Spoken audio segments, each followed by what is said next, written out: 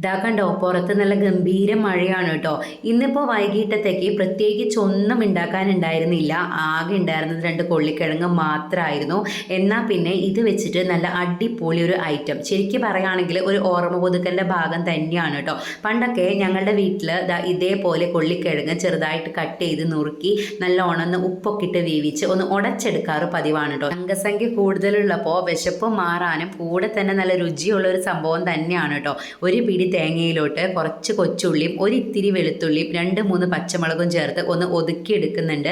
ഇനിയിപ്പോൾ നല്ല വെളിച്ചെണ്ണയിലോട്ട് കടുകും വറ്റൽമുളകും നിറയെ കറിവേപ്പിലയും ചേർത്ത് നല്ല പോലെ ഒന്ന് മൂപ്പിച്ചെടുക്കണം. ഈ സമയത്ത് തന്നെ നല്ലൊരു മണം വരുന്നുണ്ടാവും.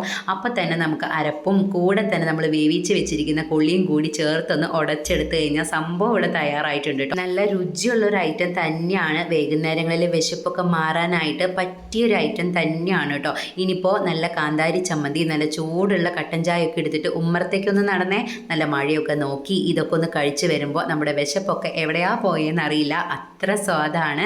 അപ്പം നല്ല ചൂട്ടോടെ തന്നെ കഴിക്കുമ്പോഴാണ് ഒരു പ്രത്യേക സ്വാദ് കേട്ടോ. എന്നാൽ പിന്നെ ഇന്നത്തേക്ക് ഇത്രയേ ഉള്ളൂ കേട്ടോ. ഇനിയിപ്പോൾ ഇത് ചൂടാറും മുന്നേ ഒന്ന് കഴിക്കട്ടെ.